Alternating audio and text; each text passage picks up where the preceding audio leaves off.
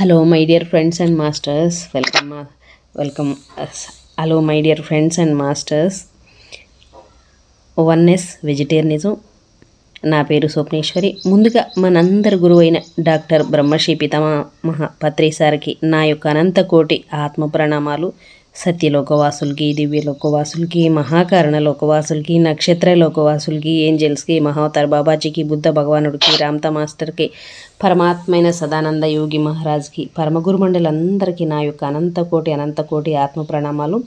Astral masters అందరికీ పేరు పేరున స్వాగతం, సుస్వాగతం. Welcome masters, welcome. Thank you. అయితే రోజులాగానే ఈరోజు కూడా మరింత జ్ఞానాన్ని, విజ్డమ్ని షేర్ చేయడానికి మరి శాంత మేడంకి సాదరంగా వెల్కమ్ చేసుకుందాం masters. Madam, welcome to our session madam. Over to you madam, Shanta madam.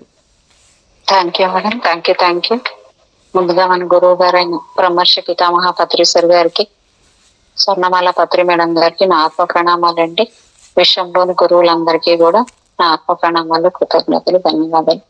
అలాగే oneness vegetarianism TV వ్యవస్థాపకుడైన Swapneshwari madam గారికి, నాకు అవకాశం ఇచ్చిన ఆ మేడంకి అనంత కోటి కృతజ్ఞతలు, ధన్యవాదాలు, ఆత్మ ప్రణామాలండి. నా తల్లిదండ్రులకు ఆత్మ ప్రణామాలు, కృతజ్ఞతలు. నాకు ఎంతగానో సహకరిస్తున్న నా కుటుంబ సభ్యులందరికీ కూడా ధన్యవాదాలు, కృతజ్ఞతలు. అలాగే రామ్తా మాస్టర్ గారికి మరియు మేడం బ్లావెట్స్ కి, మా మాస్టర్ గారికి నా అనంత కోటి వాళ్ళే నా చేత ఇది పలికిస్తున్నారు. ప్రతి అక్షరము అనే దాని నుంచి నేను నేర్చుకుంటున్నాను. మీ అందరికీ నాతో పలికిస్తున్న ఆ మాటలు మాత్రమే నేను పలుకుతున్నానండి. Thank you.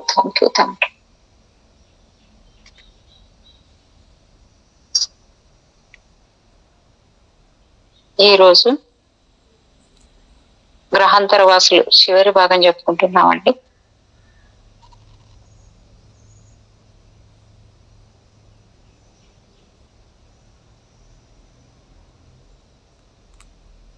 డార్విన్ పరిణామ సిద్ధాంతం అబద్ధమా అనే పేజ్లో నుంచి చెప్తున్నామండి. ఇప్పుడు జపాన్ లోని షికోకు ప్రాంతంలో లైజీ ద్వీపంలో కోట్లాది సంవత్సరముల క్రితము అంతరించిపోయిన ఒక విచిత్ర డాల్ఫిన్ చేప కనబడింది.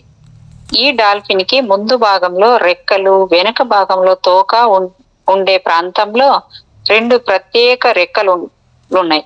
అంటే దీని అర్థం డాల్ఫిన్ పెద్ద పక్షిగా పరిణామం చెంది గాల్లో ఎగరబోతున్నదా అనే దాని గురించి చెప్పారు.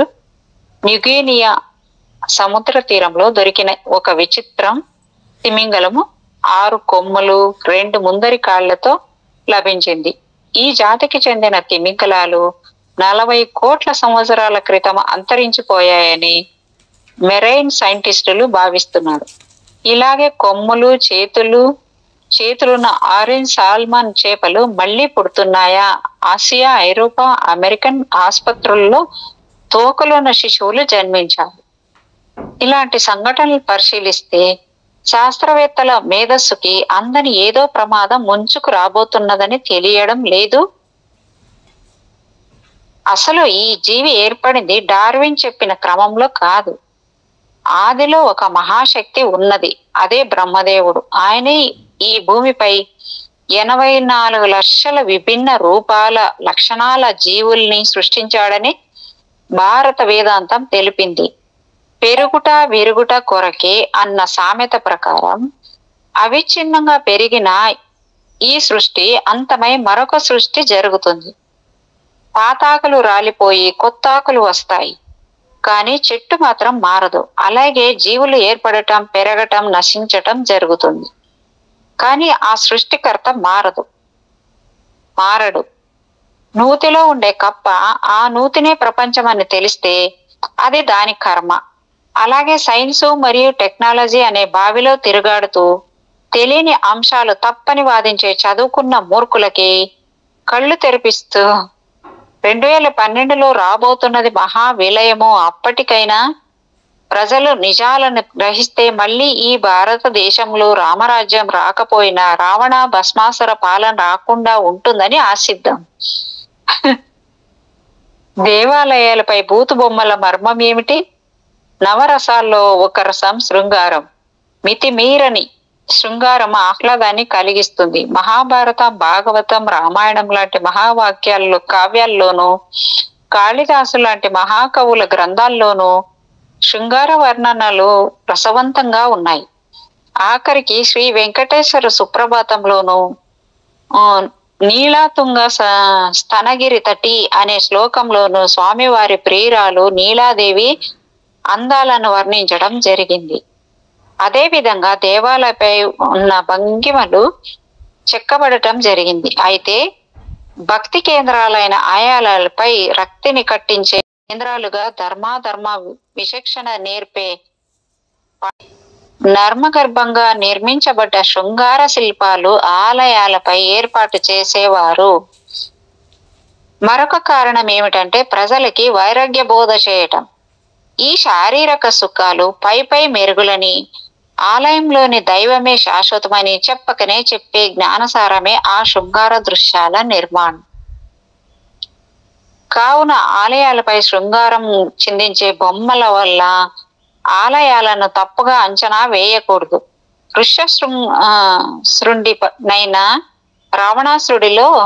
రావణాసురుడిలా మార్చే నీటి విశృంఖల శృంగార సాహిత్యము, లైంగిక అత్యాచారాలకు హేతువులు అవుతున్న టీవీ ఛానల్స్ ప్రసారాల కన్నా సౌమ్యమైన ఆనాటి బూతు బొమ్మలే ఎన్నో రెట్లు నయం. మరలాంటి బొమ్మల్ని ఆలయాలపై చిత్రించిన ఎవరూ రెచ్చిపోలేదు, అత్యాచారాలు చేయలేదు అంటే దాని అర్థం ఆ బొమ్మలు ధర్మాన్ని బోధించాయనే కదా. మరణము యోగులు. మరణం అనేది ఎవరికైనా తప్పని ప్రయాణం. అయితే సామాన్య మానవులు తాము కోరిన సమయంలో కోరిన చోట మరణించటానికి వీలవుతుందా అని ప్రశ్నించుకుంటే అలా వీలు కాదనే అనిపిస్తుంది. అయితే తపస్సంపన్నులైన కొందరు యోగులు ఈనాటికి కావలసిన సమయంలో కావలసిన ప్రదేశంలో దేహం చాలించే ఇచ్ఛా మరణ శక్తిని కలిగి ఉన్నారు. కొందరు యోగులు భారతదేశంలో విభిన్న ప్రాంతాల నుండి హిమాలయాలకు వెళ్లి తనువు చాలిస్తున్నారు. ఒక యోగి తన చేయాల్సిన కార్యాలు పూర్తయినాయని తెలుసుకున్న నాడు ఇక ఈ శరీరాన్ని విసర్జించి ఇంకొక జన్మనెత్తడానికి సిద్ధమవుతాడు. యోగులు తనువు చాలించే విధానం చాలా ఆశ్చర్యకరంగా ఉంటుంది. ఇటీవల అనగా 2008లో జరిగిన ఒక సంఘటన గురించి తెలుసుకుందాం. ఒక సాధువు కన్యాకుమారి నుండి యమునోత్రి చేరి దైవ ధ్యానంలో నిమగ్నమై తనువు చాలించాడు. ఇంకొక సాధువు తన శరీరం త్యజించాల్సిన సమయం వచ్చిందని గ్రహించి శిష్యులందరినీ తన వద్దకు రమ్మని కబురు చేశాడు. ఆ యోగి ఇంకా వారం రోజుల్లో మరణిస్తాడనగా శిష్యులందరూ ఆయన దగ్గరకు చేరారు. యోగి చివరిసారిగా శిష్యులందరికీ జ్ఞానబోధనలు చేశాడు. దేహత్యాగం చేయాలని నిర్ణయించబడిన రోజున ఆయన తన శిష్యులతో కలిసి భోజనం చేశాడు. పాపం శిష్యులందరూ బాధాతప్త హృదయంతో ఉన్నారు. తామింకా తమ గురుదేవిని చూడలేమని వాళ్ళకి తెలుసు, అయినా తప్పదు. యోగులకు మరణ సమయం ఆసన్నమైనప్పుడు ఒక దైవ సర్పం అంటే కాలనాగు కనిపిస్తుంది. అదే విధంగా ఈ యోగికి కనిపించడంతో ఆయన దేహత్యాగం చేయాలని నిర్ణయించాడు. భోజనానంతరం అతడు ఒక గదిలోకి వెడుతూ తన శిష్యులతో ఇలా చెప్పాడు: నేను గదిలోకి వెళ్ళిన ఒక గంట తర్వాత గది తలుపులు తెరవండని అతడు గదిలోకి వెళ్లి తలుపులు వేసుకున్నాడు. లోపలికి వెళ్లి పద్మాసనం వేసుకొని కళ్ళు మూసుకొని ఉండగా దైవనాగు అనబడే కాలనాగు ఆయన భుజంపై కాటు వేసింది. మరుక్షణం ఆయన దేహం చాలించారు. గంట తర్వాత తలుపులు తెరిచిన శిష్యులకు గురువు గారి మృతదేహం కనిపించింది. ఆ గదంతా పేరు తెలియని సుగంధ పరిమళాలు వారి నాసికా పుటాలకు తాకాయి. ఈ విధంగా ఇచ్ఛామరణం అనేది యోగులకు, పరమ పుణ్యాత్ములైన గృహస్థులకు మాత్రమే వీలు కాగలదు. బలవన్ మరణాల సమయంలో ఆత్మల స్థితి ఎలా ఉంటుంది? అకాల మృత్యువు, అసహజ మరణం లాంటి సంఘటన వలన ఆత్మ బలవంతంగా శరీరం నుండి నెట్టబడుతుంది. సహజ మరణ సమయంలో ఒక వ్యక్తికి దగ్గర వారందరూ అతని ప్రక్కనే ఉంటారు. అవసరమైన మంత్రాలు చదివించడం, తులసి తీర్థం పోయించడం లాంటి చర్యల వల్ల మరణం సులభంగా జరిగి ఆత్మ బాధారహితంగా బయటికి వస్తుంది. హత్య ప్రమాదం లాంటి దురదృష్ట సంఘటనల్లో కొందరు ప్రాణం వదులుతారు. అలాంటి వ్యక్తుల ఆత్మలకు తాము మరణించామని ఏమాత్రం తెలియదు. కారణం వాళ్ళకి తెలియకుండానే సావు లభించింది. ఇటీవల బొంబాయి ప్రేలూర్లలో ఈ మధ్య జరిగిన గౌతమి ఎక్స్ప్రెస్ అగ్ని ప్రమాదంలో ఎందరో అమాయకులు మరణించారు. అలాంటి వ్యక్తుల ఆత్మలు ప్రేతాత్మలుగా మారి శోభిస్తున్నాయన్నమాట నిజం.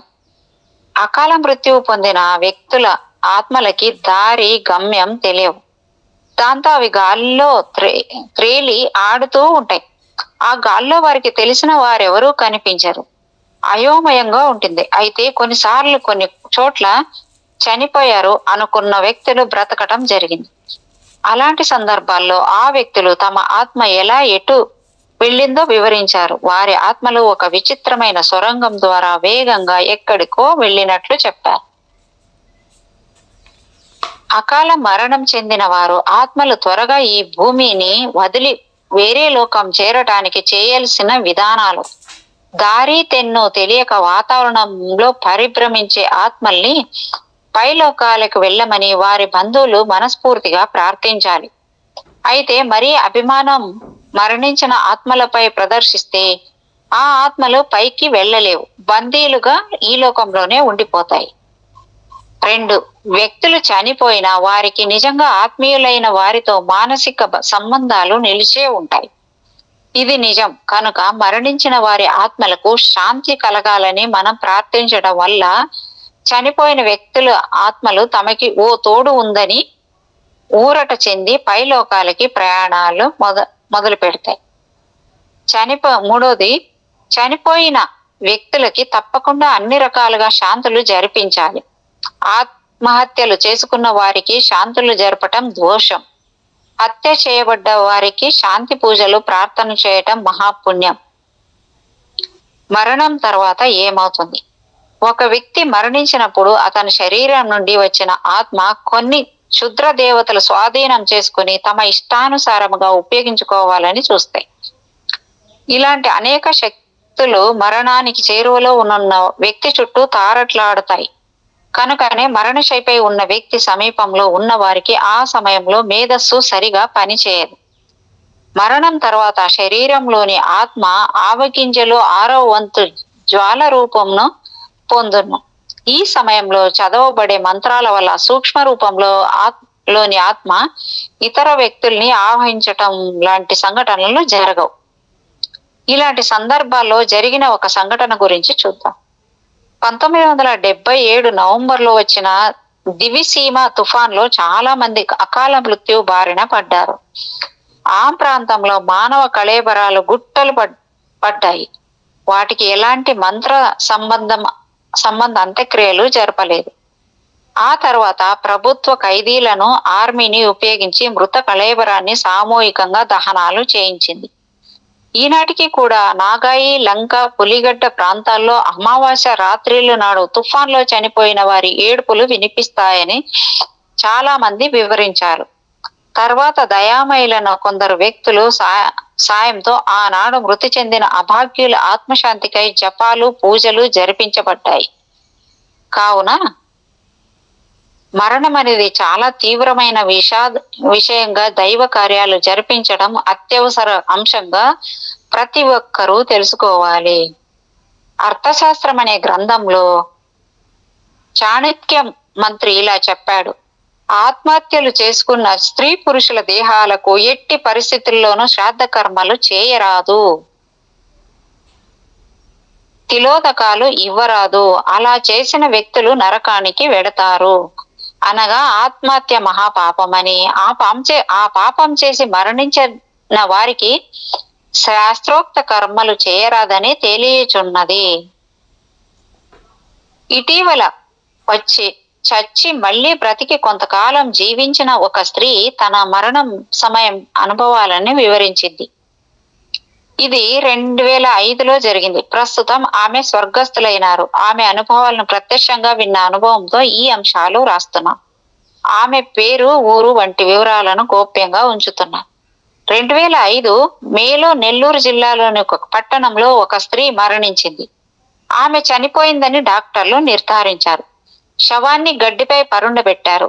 ఆ ఇంటి వారికి హిందూ మత కర్మకాండలపై ఆసక్తి తక్కువ. నాస్తికవాదులు. సరిగ్గా 2 గంటల తర్వాత ఆమె ప్రేత శరీరం గడ్డిపై తీవ్రంగా వణికింది. ఒక రకమైన శబ్దాలు చేసింది. దానికి కారణం ప్రేత శరీరం చుట్టూ ఉన్న ఇతర పిశాచాలు ఆమె శరీరంలో ప్రవేశించాలని తీవ్రంగా పెనుగులాడాయి. తర్వాత ఆ స్త్రీ బ్రతికింది. పిమ్మట ఆమె మంచంపైనే 1 సంవత్సరం జీవించి 2006 జూన్లో మరణించింది. ఆశ్చర్యకరంగా ఆమె తాలూకు బంధువులు ఈసారి శాస్త్రబద్ధంగా అన్ని కర్మలు జరిపించారు. శవదహనం చేసి తర్వాత కార్యక్రమాలు జరిపించి ఇంటికి వచ్చిన తర్వాత 3 రోజులు శుచిగా ఉండి తీరాలి. దీనికి కారణం శవదహనం చేస్తే వ్యక్తి శరీరం బూడిద అవుతుంది. కానీ ఆ వ్యక్తి ఆత్మ శ్మశానం నుండి తిరిగి ఇంటికి వచ్చిన వారి వెంట వచ్చి ఇంట్లోకి ప్రవేశించాలని చూస్తుంది. కానీ గృహంలో జరుగుతున్న శాస్త్రయుక్త మంత్రాల వల్ల ఆత్మ ఇంటి గుమ్మం దాటి లోనికి రాదు. 3 రోజులు వాకిట్లోనే ఎదురు చూస్తుంది. కనుక అశుచి కార్యాలు చేస్తే ఆ పాపం వలన ఆత్మకి ఇంట్లోకి రాగలిగే శక్తి వస్తుంది. చనిపోయిన వ్యక్తి ఆత్మ ఇంట్లోకి ప్రవేశిస్తే ఎన్నో అనర్థాలు జరుగుతాయని రుజువైంది. బ్రతికున్నప్పుడు ఎంతో మంచివాడుగా ఉన్న వ్యక్తి మరణించిన ఆత్మగా మారినప్పుడు 3 రోజుల వరకు ఉగ్రంగా ఉంటాడు. ఆ 3 రోజుల్లో ఏ పొరపాటు జరిగినా ఎవరో ఒకరు బలి కావడం తథ్యం. కరీంనగర్ జిల్లాలోని ఒక గ్రామంలో మధ్యతరగతి గృహస్థులు తన 65వ ఏట మరణించాడు. కాదు మేడం, ఆయనకి బతుకున్న నాళ్ళేమో నా బిడ్డ, నా తల్లి, నా అమ్మ, నా నెత్తిని పెట్టుకొని అంటే ఎంత ఇది ఉంటారో, ఒక్కసారి చనిపోగానే చూడండి భయపడిపోతారు కదా, అడలిపోతారు కదా. అవును మేడం, అవునవును. మరి వాళ్ళు నమ్మని కూడా నమ్మరు మేడం. చచ్చిపోయినాక వాళ్ళు ఎక్కడ వస్తారులే అంటారు. కానీ ఎలాంటివన్నీ ఏమైనా జరిగితే మాత్రం మూఢనమ్మకాలతో కొన్ని చేస్తారు. ఇట్లా అదే ఉండొచ్చు, అది ఉండాలి అని కూడా ఏమీ లేదు, అట్లనే లేవని కూడా ఏమి ఉండదు మేడం. వాళ్ళకి ఆ సోల్కున్న జ్ఞానాన్ని బట్టి వాళ్ళ స్థితిని బట్టి ఉంటుంది. ఇప్పుడు మెడిటేటర్స్ అనుకో, ధ్యానులు అనుకో, అసలు వెళ్ళిపోయింది సాలరా స్వామి తిరిగి చూడరు పాపం. ఎప్పుడో వెళ్ళిపోతారు. వాళ్ళు ఏమంటే ఈ బంధాలు, అందుకే కదా ఈ ధ్యానం ఎందుకు, ఈ బంధాలు, కుటుంబాలని, సంబంధాలు. సంవత్సరాల బాలుడికి హఠాత్తుగా తీవ్ర జ్వరం వచ్చింది. కుర్రాడు చనిపోయిన వ్యక్తికి మనవడు. డాక్టర్ వచ్చి మందులు, ఇంజక్షన్లు ఇచ్చాడు. జ్వర తీవ్రత ఏ మాత్రం తగ్గలేదు. సరిగ్గా సాయంత్రం 7 గంటలకి బాలుడు సంధి ప్రేలాపన మొదలు పెట్టాడు. ఇంట్లోని బంధువులంతా అతడు మంచం చుట్టూ చేరి ఆందోళనగా చూస్తున్నారు. ఆశ్చర్యం కలిగించేలా కుర్రాడు చనిపోయిన వ్యక్తి స్వరంతో ఏవో మాటలు అరిచాడు. చుట్టుపక్కల ఉన్న వాళ్ళు హడలిపోయారు. అంతే కదా. ఊరి పురోహితుని పిలుచుకువచ్చారు. ఆయన అన్ని విచారించి చనిపోయిన వ్యక్తికి అపచారం జరిగిందని తెలిపాడు. దాంతో చిన్న కొడుకు చెంపలు వాయించుకుని చనిపోయిన వ్యక్తికి క్షమాపణలు చెప్పాడు. దాంతో కుర్రాడి జ్వరం తగ్గింది. చూడండి మేడం. కొందరు ఇది ఆత్మ వల్ల జరిగిందని, కొందరు ఇది భ్రాంతని వాదించారు. ఈ సంఘటన 74లో జరిగింది, 1974లో. ఆనాడు మీడియా అంతగా ప్రచారంలో లేదు గనక ఈ విషయం వెలుగు చూడలేదు. కానీ పెద్దల ద్వారా ఈ సమాచారం తెలిసింది. కావున చనిపోయిన వారి పట్ల చాలా భక్తి శ్రద్ధలు కలిగి ఉండాలి. వారికి చేయాల్సిన కర్మకాండలు సరిగా చేయాలి. ఆత్మల ఉనికిని తెలిపే డోజో బోర్డు వివరాలు. అతన్ని రప్పించి వాటి ద్వారా జరగబోయే విషయాలను తెలుసుకోవటానికి డోజో బోర్డుని ఉపయోగిస్తారు. ఇది మామూలు కేరం బోర్డు లాగా చతురస్రంగా ఉంటుంది. ఆ బోర్డుపై A నుండి Z వరకు గల అక్షరాలు, 1 నుండి 9 వరకు మరియు 0 వరకు సంఖ్యలు చిత్రించబడి ఉంటాయి. ఈ డోజో బోర్డుని ఉపయోగించే విధానం గురించి తెలుసుకుందాం. ఏకాంతంగా ఉన్న గదిలో 4 లేదా 6 వ్యక్తులు ఒక వృత్తాకారంగా కూర్చోవాలి. వారి మధ్య ఒక టేబుల్ ని ఉంచి దానిపై ఈ బోర్డు నుంచాలి. తర్వాత గదిలోని లైట్ ఆర్పేసి చీకటిగా చేయాలి. కానీ డోజో బోర్డు పైన మాత్రం వెలుతురు పడేలా ఒక లైటును ఏర్పాటు చేసుకోవాలి. అంటే డోజో బోర్డుపై అక్షరాలు కనిపించే విధంగా వెలుతురు పడేలా చూసుకోవాలి. అక్కడ కూర్చుని ఉన్నవారు చనిపోయిన వ్యక్తి తన ఆత్మను పిలవాలి. ముఖ్యంగా ఇక్కడ ఒక విషయాన్ని గుర్తుంచుకోవాలి. అదేమంటే గదిలోని వ్యక్తులందరూ ఒకే విధమైన మానసిక ఏకాగ్రతతో చనిపోయిన వ్యక్తి ఆత్మను ఆహ్వానించాలి. ఇలా సామూహికంగా మనస్ఫూర్తిగా పిలిచే పిలుపు వల్ల ఆ వ్యక్తుల ఏకాగ్రత వల్ల ఆత్మ గదిలోకి వస్తుంది. ఆత్మ గదిలోకి ప్రవేశించినప్పుడు గదిలోని వ్యక్తులకు ఒక రకమైన చల్లదనం తెలుస్తుంది. అయితే ఆత్మ తనను పిలిచిన వారితో మాట్లాడలేదు. వారి ఆత్మ యొక్క భావాలు ఎలా తెలుస్తాయి? ఆత్మ చెప్పే విషయాలను తెలుసుకునే విధానం డోజో బోర్డుపై ఒక గ్లాసుని బోర్లించి ఉంచి గదిలో ఉన్న ఒక వ్యక్తికి గ్లాసు పైన చేయి వేసి ఉంచాలి. ఇక గదిలోకి వచ్చిన ఆత్మను ప్రశ్నించాలి. ఆత్మ చెప్పిన సమాధానాలు ఎలా తెలుసుకోవాలో తెలుసుకుందాం. చుట్టూ కుర్చీలు, అందులో వ్యక్తులు. కుర్చీల మధ్యనున్న బోర్డు పైన గ్లాసు మీద ఒక వ్యక్తి చేయి వేసి ఉంచాడు. అందులో ఒక వ్యక్తి ఆత్మను ఇలా అడుగుతాడు, నీవు ఫలానా వ్యక్తి ఆత్మవేనా అని. దానికి సమాధానంగా గ్లాస్ పై చేయి వేసి ఉంచిన వ్యక్తి ప్రమేయం లేకుండానే అతని చేయి కదులుతూ డోజో బోర్డు పైన అక్షరాల మీదకు పెడుతుంది. అలా గ్లాసు ఏ అక్షరాల మీదకు వెడుతుందో వాటి ద్వారా వచ్చిన పదము గదిలోని వ్యక్తుల ప్రశ్నలకి ఆత్మ ఇచ్చే సమాధానంగా భావించాలి. ఇంతకు ముందు ఆత్మని అడిగిన ప్రశ్న నీవు ఫలానా వ్యక్తి ఆత్మవేనా అనే కదా. దానికి ఆత్మ ప్రభావం వల్ల బోర్డు పైన ఉన్న గ్లాసు వైఎస్ అనే అక్షరాల మీదకెళ్ళి ఆగుతుంది. అంటే అవునని సంబంధిత ఆత్మ సమాధానం ఇచ్చినట్లుగా భావించాలి. ఆత్మలకి మనుషుల మాటలు వినిపిస్తాయి, కానీ సమాధానం మాటల ద్వారా తెలిపే శక్తి వాటికి లేదు. కావున ఈ డోజో బోర్డు అనే మాధ్యమాన్ని వాడి ఆత్మల సమాచారాన్ని తెలుసుకుంటారు. ఇప్పుడు కూడా ఎప్పుడో కాదు మేడం, ఇప్పుడు ప్రస్తుతానికి స్టిల్ ఇప్పుడు కూడా ఇది సుమన్ టీవీ మీడియా ఛానల్లో ఎవరో ఒక అతను వచ్చి సేమ్ ఇప్పుడు చదువుతున్నారు కదా, ఇదే ఫార్ములా పాటించి మీ అవ్వ పేరేంది, మీ తాత పేరేంది, ఇద్దరు చూడు వాళ్ళు వచ్చారు, ఈ మ్యాజికల్ జిమ్మికిలే చేస్తుంటాడు. అక్కడ అందరూ నోరెళ్ళబెట్టుకొని మరీ చూస్తుంటారు. అయ్యో అదెలా అనేసి ఇదే చేస్తుంటాడు ఒకతను. Same as it is. వాళ్ళు ఆకర్షించుకునే వాళ్ళు కూడా అట్లాంటివన్నీ చేస్తారు మేడం, వీళ్ళకి కూడా కదా. అంటే మరి ఎక్కువ చూడాలి కదా మేడం, వాళ్ళకి యూస్ కావాలి కదా, అది కావాలి. అయ్యో రామ. ఎంతో మంది అభివృద్ధి చెందిన అమెరికా, ఇంగ్లాండ్, ఫ్రాన్స్ లాంటి దేశాల్లో పారా సైకాలజీ తెలిసిన నిపుణులు ఈ బోర్డుని ఉపయోగిస్తున్నారు. ఒక్క విషయము ముఖ్యంగా గుర్తుంచుకోవాలి. అదేమిటంటే మనిషి మెదడు చాలా శక్తివంతమైంది.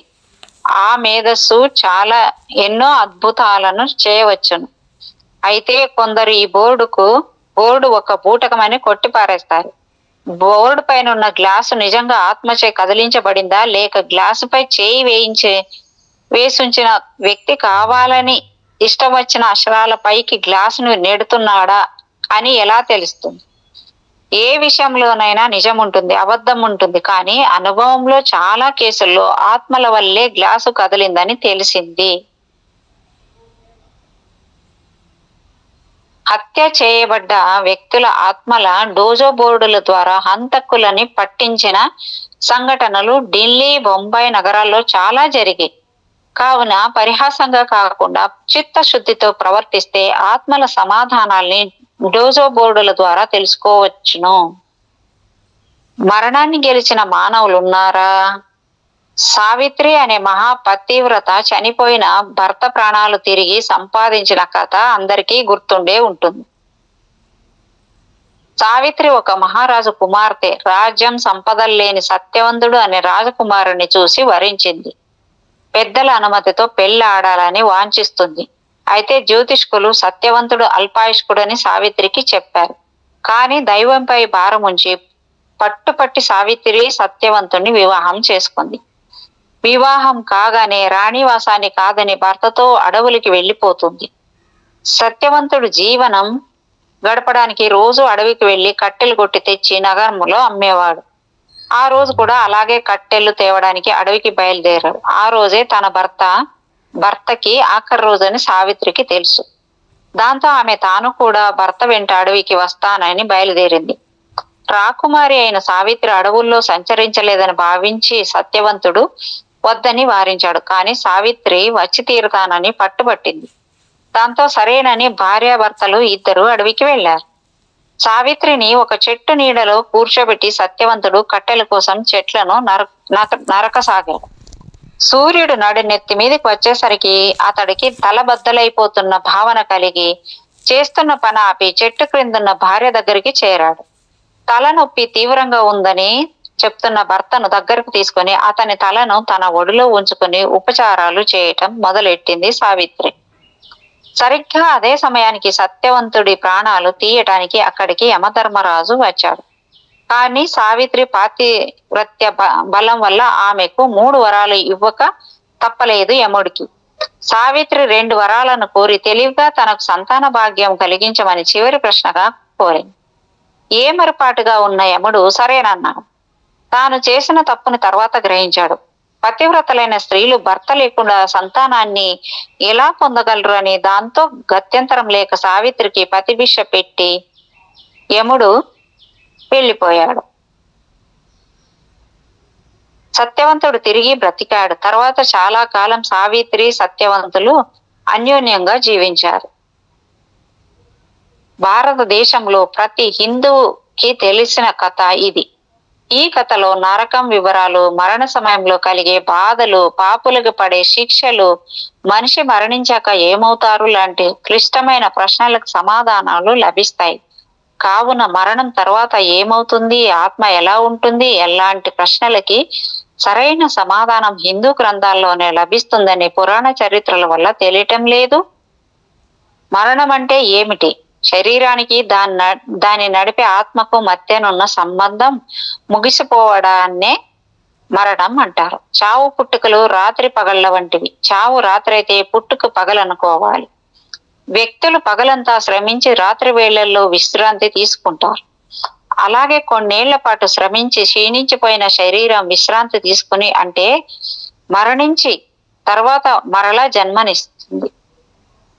జన్మిస్తుంది. అంటే పగలు శ్రమించి రాత్రికి విశ్రాంతి తీసుకుని మళ్ళీ తెల్లారిన తర్వాత ఎలా నిద్రలేస్తామో అలాగే మనిషి కూడా రాత్రి లాంటి మరణాన్ని ఆశ్రయించి మరలా పగలు లాంటి జన్మను పొందుతాడు. చావు పుట్టుకల చక్రమే ఈ జీవన రహస్యం. అందుకే భగవద్గీతలో శ్రీకృష్ణుడు పుట్టినవాడు చావక తప్పదు, మరణించేవాడు పుట్టక తప్పదు అని చెప్పాడు. కావున నిర్బంధంగా జరిగే ఈ జన మరణాల గురించి శోకించడం తగదు. చనిపోయే ముందు వ్యక్తికి 4 రకాల దుఃఖాలు కలుగుతాయని చెప్పబడింది. అవి ఎంతకాలంగానో విర్రవీగుతున్న ఈ శరీరాన్ని వదిలి వెళ్లాల్సి వచ్చిందేనని దుఃఖిస్తారు. రెండవది, తన కోసం విలపిస్తున్న ఈ బంధువుల్ని మిత్రుల్ని వదిలి వెడుతున్నానని దుఃఖిస్తారు. ఇక చచ్చే వరకు చేసిన పాపాల వల్ల తనకు నరకం తప్పదని గ్రహించి దుఃఖిస్తారు. 4వది, తన పాపాల వల్ల రాబోయే నికృష్ట జన్మకు సంబంధించిన వివరాలు చనిపోబోతున్న వ్యక్తికి దర్శనమిస్తాయి. దాంతో రాబోయే దౌర్భాగ్య జన్మ గురించి దుఃఖిస్తారు. ఇంద్రియ జ్ఞానం అనే శక్తి, వాసన చూసే శక్తి, గ్రహించే శక్తి, రుచి చూసే శక్తి, వినే శక్తి, మాట్లాడే శక్తి, ఈ పంచేంద్రియాలలో ఉన్న శక్తి మరణ సమయంలో హృదయ భాగంలో ఉండే ఆత్మను చేరతాయి. ఆత్మ శరీరాన్ని వదలటానికి సిద్ధమైనప్పుడు మనిషి స్పృహ కోల్పోతాడు.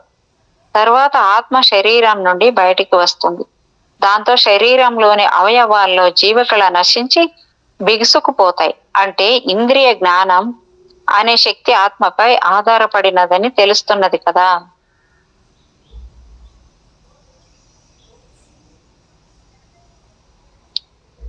ఒక ఆత్మ ఏ భాగం నుండి బయటికి వెడుతుందన్నది తెలుసుకోవాలి.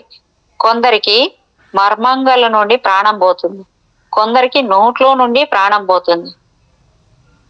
ఏ భాగం నుండి ప్రాణం బయటికి పోతుంది ఆ భాగం అలాగే తెరుచుకొని ఉండిపోతుంది. మహా ఉత్తములకు ధర్మపరాయణులకు ప్రాణం బ్రహ్మ కపాల రంధ్రం గుండా వెళ్ళి పోతుంది, అనగా తల మధ్యలో పొర్రె ఉన్న చిన్న కంత ద్వారా వెళ్ళిపోతుంది. ఇక కళ్ళ ద్వారా జీవి బయటికి వెళ్ళిపోతే ఆ జీవి ఖచ్చితంగా ప్రేతాత్మగా మారతాడు. చావుని భరించలేక దారుణమైన వేదన పొంది చనిపోయిన వ్యక్తి ఆత్మ కళ్ళ ద్వారా బయటికి వెళ్ళిపోతుంది.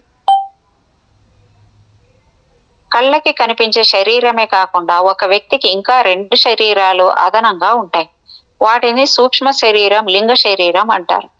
భూమిపై సంచరించే భౌతిక దేహాన్ని స్థూల శరీరం అంటారు. శబ్ద, స్పర్శ, రస, రూప, గంధాలు అనే ఇంద్రియాల శక్తి, మేధస్సులు కలిసి సూక్ష్మ శరీరం అనబడుతుంది. మనిషి నిద్రలో ఉండేటప్పుడు వ్యక్తి యొక్క సూక్ష్మ దేహం బయట సంచరిస్తుంది. అతని సూక్ష్మ శరీరం సంచారమే స్వప్నాలని గ్రహించాలి. మీకు ఉదాహరణ చెప్తాను. ఇది చదివితే మీకు సూక్ష్మ శరీరం స్వప్న సంబంధాలు తెలుస్తాయి. మనం మంచి దాహంగా ఉన్న బద్ధకంతో అలాగే నిద్రపోతుంటాం. అయితే శరీరానికి దప్పిక తీరాలి. ఈ దప్పిక తీరాలంటే మనం లేచి, అంటే స్థూల శరీరము, ఫ్రిడ్జ్ లో నీళ్లు తీసి తాగాలి. అయితే నిద్రమత్తులో ఉన్న మనము నిద్ర లేవాలి. ఫలితంగా మనిషిలోని సూక్ష్మ దేహం దప్పిక తీర్చుకోవటం కోసం ఇంట్లో సంచరిస్తుంది. ఆ సూక్ష్మ శరీరం సంచారం మనకి కల్లో నీళ్లు త్రాగినట్టుగా వస్తుంది. కావున సూక్ష్మ శరీరం పొందిన అనుభవాలే స్వప్నాలని తెలిసింది కదా. ఇక 3వ శరీరం లింగ శరీరం అంటే ఈ దశలోని ఆత్మ మరలా జన్మించడానికి సిద్ధంగా ఉంటుందన్నమాట. చనిపోయిన వ్యక్తుల ఆత్మలు ముందుగా చంద్రలోకాన్ని చేరతాయి. అక్కడి నుంచి పితృలోకాలకి, దైవలోకాలకి కొందరి ఆత్మలు వెడతాయి. మరికొందరు ఆత్మలు తిరిగి భూమిపైకి వచ్చి స్త్రీ పురుష సంయోగంలో ఏర్పడే పిండంలో ప్రవేశించి మరొక జన్మనెత్తుతాయి. జైన మతంలో మార్వాడీలు ఆత్మకు చావు లేదని, శరీరం మాత్రమే నశిస్తుందని, మరణించిన వెంటనే మరొక జన్మ లభిస్తుందని చెప్పబడుతుంది. సిక్కు మతంలో కూడా ఆత్మకు చావు లేదని, పునర్జన్మ ఉందని చెప్పబడింది. ముస్లిం మతంలో కూడా ఆత్మకు చావు లేదని, చనిపోయిన వారి ఆత్మలన్నీ ఖయామత్ కా దిన్, అంతిమ నిర్ణయ దినం వరకు గోరీల్లో అంటే సమాధుల్లో నిద్రిస్తాయని, అంతిమ విచారణ కోసం అవి అల్లా ముందు హాజరవుతాయని, ఆత్మల పాపపుణ్యాల ప్రకారం స్వర్గ నరకాలు విధించబడతాయని మహమ్మదీయులు నమ్ముతారు. హిందువులకి గరుడ పురాణంలో ఉన్నట్టుగానే పురాణంలో కూడా 7 రకాల స్వర్గాలు, 7 రకాల నరకాలు ఉన్నాయని చెప్పబడింది. హిందూ మతంలో మరణించిన వ్యక్తి దేహాన్ని దహనం చేస్తారు. అలా చేయడం వల్ల ఇంకొక ఆత్మ ఆ శరీరాన్ని ఆక్రమించి భూతంగా మారే అవకాశం ఉండదు. చాలా మంది హిందువులకు తెలియని ఒక ముఖ్య విషయాన్ని ఇప్పుడు పరిశీలిద్దాం. 2 సంవత్సరాల లోపు చనిపోయిన పిల్లలకి, అంటు రోగాలతో మరణించిన వారికి, మిక్కిలి పూజ్యులైన వారికి అంటే పీఠాధిపతులు అన్నమాట, బాలింతగా చనిపోయిన స్త్రీలకి, గర్భిణీలుగా చనిపోయిన స్త్రీలకి, సన్యాసులకి, జ్ఞానులకి చనిపోయిన తర్వాత దహన సంస్కారాలు జరపరాదు. మృగశిర, చిత్త, ధనిష్ట నక్షత్రాల్లో మరణించిన వారి ఆత్మ ఆ ఇంట్లో 3 నెలలు సంచరిస్తుంది కనుక ఆ ఇంటిని 3 నెలల వరకు పాడు పెట్టాలి. కృత్తిక, పునర్వసు, విశాఖ, ఉత్తర నక్షత్రాల్లో వ్యక్తి మరణిస్తే ఆ ఇంటికి 6 నెలల వరకు పాడు పెట్టాలి. ఇక దహనం చేయకూడని పైన చెప్పిన వర్గాల వ్యక్తుల్ని భూమిలో పాతి పెట్టాలి లేదా ప్రవాహ జలంలో వదిలేయాలి. మరణించిన వారికి తద్దినాలు పెట్టి తీరాలా. ఒక వ్యక్తి మరణించిన 10వ రోజు పిండాల్ని కాకులకి వేస్తారు. ఆ వ్యక్తి యొక్క లింగదేహం కాకిని ఆవహించి తన వారు పెట్టిన పిండాన్ని తిని ఆకలి దప్పికలు తీర్చుకుంటుంది. 12వ రోజు పెట్టిన పిండం వల్ల లింగదేహం భూ వాతావరణాన్ని దాటి వెళ్ళగలిగే శక్తిని పొందుతుంది. 13వ రోజున చేసిన శాంతి విధుల వల్ల లభించిన శక్తితో లింగదేహం పూర్తిగా భూ వాతావరణాన్ని వదిలి పైలోకాలకి వేడుతుంది. అంటే 13వ రోజున చేసిన కర్మకాండాల వలన జీవికి తన వారితో గల బంధాలన్నీ తెంచుకుని భగవంతుడితో సంబంధాలు కలుపుకుంటుంది. అయితే ఇక్కడొచ్చే ప్రధాన సందేహం ఏమిటంటే, ఒకసారి భూలోకంలో సంబంధాలు తెంపుకొని 13వ రోజున వెళ్లిపోయిన వ్యక్తి ఆత్మకు ప్రతి సంవత్సరం తద్దినాలు పెడితే ఆత్మ వచ్చి ఆ కార్యాన్ని ఎలా స్వీకరిస్తుందని.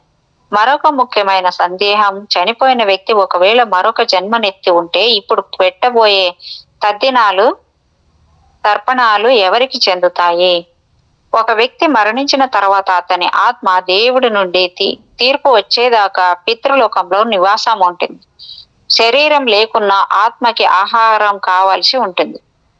పితృదేవతలు లోకంలో ఒక రోజు గడిస్తే భూలోకంలో 1 సంవత్సరం అవుతుంది.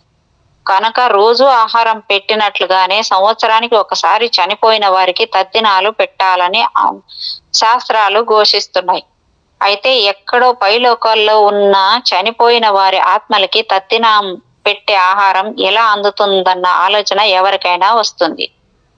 దీనికి సమాధానం, పైలోకాల్లో ఉన్న ఆత్మలకు భూమిపైన ఉన్న వారి వారసులు పెట్టే తద్దినం లాంటి పిండాలు, ఇతరులకు పెట్టే భోజనాల వలన వచ్చే పుణ్యాన్ని దేవదూతలు తీసుకెళ్లి పైలోకంలో ఉన్న ఆత్మలకు అందిస్తారు. ఒక రకంగా దేవదూతలు కొరియర్ సర్వీస్ చేస్తారని భావించాలి. మరొక సందేహానికి సమాధానం, చనిపోయిన వారికి మళ్ళీ మానవ జన్మ లభించుంటే ఇప్పుడు చేసే పితృకార్య సంతర్పణ ఎవరికి చెందుతుంది అంటే, మరొక జన్మనెత్తిన జీవికి మంచి జన్మనెత్తటానికి, సుఖంగా పెరగటానికి కావలసిన పుణ్యాన్ని ఇస్తుందని తెలుసుకోవాలి.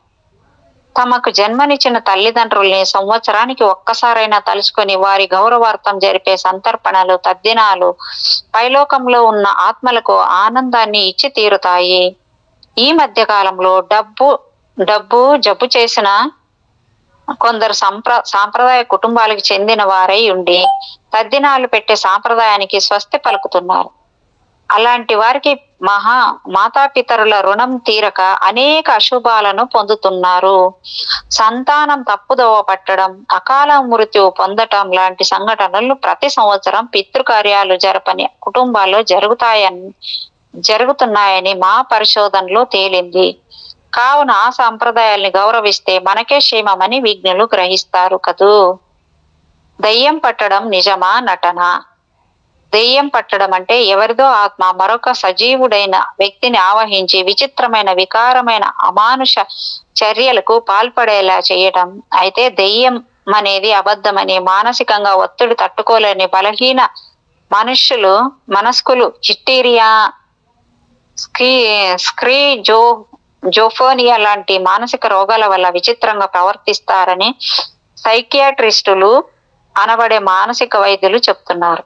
ఇక్కడ ఒక ఆసక్తికర విషయం చెప్పాలి. బాగా చదువుకొని మానసిక వైద్య వృత్తిలోని కొందరు పూర్తి నాస్తికతతో మాట్లాడుతున్నారు. వారి అభిప్రాయం ప్రకారము దేవుడు లేడు, దయ్యం లేదు, అంతా మనిషి మనసు చేసే ఇంద్రజాలం అని తెలుస్తుంది. కొందరు వైద్యులు దయ్యాన్ని నమ్ముతారు, కానీ ఆ విషయాన్ని పైకి చెప్పరు. ఇది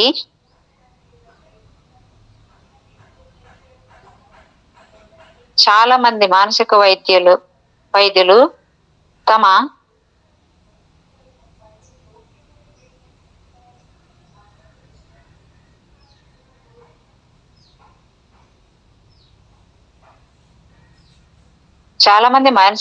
తమ క్లినిక్స్ కి దేవుడి పేర్లు పెట్టుకోవటం, ఇంట్లో బీరువాల్లో కుబేర యంత్రాలు ఉంచటం, చేతులకి నవరత్నాల ఉంగరాలు ధరించటం నిజం కాదా? ఇలా ఎందుకు జరుగుతోంది? కనబడ్డదే నిజం అంటుంది సైన్స్, అనుభవమే ప్రమాణం అంటుంది జ్ఞానం. ఇందులో ఏది నమ్మాలి, ఏది వేయాలి? నిజానికి మానసిక వైద్యులు చెప్పినట్లు చాలా కేసుల్లో డిప్రెషన్ బాధితులు దెయ్యం పట్టినట్లు నటించడం లేక అలా భావించుకోవడం జరుగుతుంది. అయితే కొన్ని కేసుల్లో ఖచ్చితంగా దెయ్యం పట్టడం అన్న మాట 100% నిజం. అది ఎలా జరుగుతుందో ఒకసారి పరిశీలిద్దాం. అకాల మృత్యు పొంది కోరికలు తీరక అలమటించే వ్యక్తుల ఆత్మలు తాము ఆశించినవి పొందటానికి ఒక మాధ్యమాన్ని ఆశిస్తాయి. ఆ మాధ్యమం ఇంకో మనిషి కావచ్చు, లేదా జంతువు కావచ్చు. అలాగే బలవన్మరణం పొందిన జీవాలు కూడా ఆత్మలుగా మారి సంచరించినట్లు ఆధారాలున్నాయి. ఇక మనిషిని దెయ్యం ఎలా ఆవహిస్తుందో పరిశీలిద్దాం. మనిషి ఏం చేయాలన్నా మెదడు సరిగ్గా పనిచేయాలి. మెదడిచ్చే ఆజ్ఞల వల్లే పంచేంద్రియాలు తమ పనులు తాము నిర్వహిస్తాయి. మద్యపానం చేసిన వ్యక్తికి మెదడు సరిగ్గా పనిచేయక తూలటం, వాహనాలు సరిగ్గా నడపలేక యాక్సిడెంట్లు చేయటం లాంటి నిత్యం జరిగే విషయమే కదా. అలాగే దెయ్యం పట్టిన వాళ్ళకి మెదడు పనిచేయదు. ఒక వ్యక్తి శరీరంలో చేరిన ఆత్మ అతని మెదడుని పూర్తిగా తన అధీనంలోకి తీసుకుని తన ఇష్ట ప్రకారం ప్రవర్తించేలా చేస్తుంది. అందువల్ల దెయ్యం పట్టిన వాళ్ళు విచిత్రంగా ప్రవర్తిస్తారు. వారి ప్రవర్తనను ప్రత్యక్షంగా గమనించిన అనుభవంతో వ్రాస్తున్న వివరాలివి. గుంటూరు నగరంలోని సాంప్రదాయ కుటుంబానికి చెందిన 22 సంవత్సరాల అమ్మాయికి దెయ్యం పట్టిందని నానా హడావిడి జరిగింది. 2005 జూన్లో ఆ అమ్మాయి గుంటూరులో BCA పూర్తి చేసి జాబ్ కోసం హైదరాబాద్ వెళ్ళింది. అక్కడ వర్కింగ్ ఉమెన్స్ హాస్టల్లో చేరింది. అక్కడుంటూ ఉద్యోగ ప్రయత్నాలు చేయసాగింది. రోజు ఇంటికి ఫోన్ చేస్తూ అక్కడ తన స్థితిగతులను గురించి చెప్తూ ఉండేది. 2 నెలలకి సూపర్ స్పెషాలిటీ హాస్పిటల్లో రిసెప్షనిస్ట్ గా ఉద్యోగం వచ్చింది. 2005 డిసెంబర్ దాకా అక్కడ ఉద్యోగం చేసింది. తర్వాత ఏం జరిగిందో ఏమో 2006 జనవరిలో గుంటూరుకి వచ్చేసింది. ఇంటికి వచ్చిన దగ్గర నుంచి ఆమె ప్రవర్తనలో మార్పు వచ్చింది. అకారణంగా ఏడవటం, అన్నం నీళ్లు నిద్ర లేకుండా రోజుల కొద్ది గడపటం చేసేది. చాలా సాధు జీవిలా ఉండే ఆ పిల్ల తల్లికి ఇతర బంధువుల్ని అసభ్యంగా తిట్టడం జరిగేది. భారీ వర్షాలు పడుతున్నప్పుడు మేడ పైన అంటే టెర్రస్ మీద నిలబడి ఉండేది. అంతకన్నా ఆశ్చర్యం, మే నెల ఎండల్లో ఉదయం 8 గంటల నుండి మధ్యాహ్నం 4 గంటల దాకా ఎండలో కూర్చొని ఉండేది. బొద్దుగా ఉన్న అమ్మాయి ఎముకల గూడులా చూడటానికి అసహ్యంగా తయారైంది. ఆమె బంధువులు అనేక మంది డాక్టర్ల దగ్గరికి తీసుకెళ్లి వైద్యాలు చేయించారు. చివరికి నరాలు, మెదడు సంబంధ స్పెషలిస్టులు కూడా చూపించారు. ఫలితం 0. ప్రముఖ మానసిక వైద్యుల దగ్గరికి తీసుకెళ్లి వేలు వెచ్చించి కిలోల కొద్ది టాబ్లెట్లు, ఇంజెక్షన్లు ఇప్పించారు. కానీ ఆమె ప్రవర్తనలో ఎటువంటి మార్పు లేదు. చివరికి ఆ సైకియాట్రిస్టు ఏమీ చేయలేక అమ్మాయి నాటకాలు ఆడుతున్నదని తప్పించుకున్నాడు. ఇంతకన్నా అజ్ఞానం ఎక్కడైనా ఉంటుందా? తెలియదని ఒప్పుకోవటమే నిజమైన జ్ఞానానికి గుర్తు. ఇక అన్ని రకాలుగా విసిగిపోయి దర్గాలకి తీసుకెళ్లారు. అక్కడ ఆమె మీద బిందెల కొద్ది నీళ్లు పోసి నానబెట్టారు. ఎవరో సలహా ఇవ్వగా హైదరాబాదు దగ్గరలోనున్న భువనగిరికి సమీపంలో ఉన్న యాదగిరి గుట్టపైనున్న నరసింహస్వామి గుడికి ఆమెని తీసుకెళ్లారు. దైవ దర్శనం చేయించి ఆ రాత్రికి గుడికి దగ్గరలోనే నిద్ర చేయించారు. తర్వాత ఆమె ఎటువంటి పిశాచాచర్యలు చేయలేదు. ఆమె ఆరోగ్యం చక్కబడింది, మళ్ళీ మామూలుగా తయారైంది. ఈ 2008లో ఆమెకి వివాహం జరగబోతున్నది. అయితే ఇంతకీ ఆమెను దయ్యం పట్టిందా అని అడిగితే అవుననే సమాధానం వచ్చేది. ఆమె హైదరాబాద్ లో హాస్పిటల్లో ఉద్యోగం చేస్తుండగా ఒక టీనేజ్ అమ్మాయి నిద్ర మాత్రలు మింగి ఆత్మహత్య ప్రయత్నం చేసుకుంటే ఆమెను తల్లిదండ్రులు హాస్పిటల్ కి తీసుకువచ్చారు. డాక్టర్లు ఎన్ని ప్రయత్నాలు చేసినా ఆమె బ్రతకలేదు. ఆత్మహత్య చేసుకున్న ఆమె ఆత్మ ఈ గుంటూరు అమ్మాయిని ఆవహించింది. అకాల మృత్యుని ఆహ్వానించినందుకు పశ్చాత్తాపడుతూ ఆ ఆత్మ చేసిన గందరగోళం ఈ అనర్థానికి కారణం కాబట్టి తెలియకుండానే ఏది ఖండించరాదు. పాపం పుణ్యం నిజంగా ఉన్నాయా? పాపం పుణ్యం అనేవి లేవని ఈనాడు చాలా మంది మనసులో మాత్రమే అనుకునే మాట. పైకి మాత్రం పాపం పుణ్యం అంటూ సూక్తులు వల్లిస్తారు. ఇక కలియుగ మహత్యం. ఈనాడు గుళ్ళకి వెళ్ళటం ఒక హాబీ. నిజంగా భక్తి 99% మందికి లేదు. చిలుకూరు బాలాజీ గుడి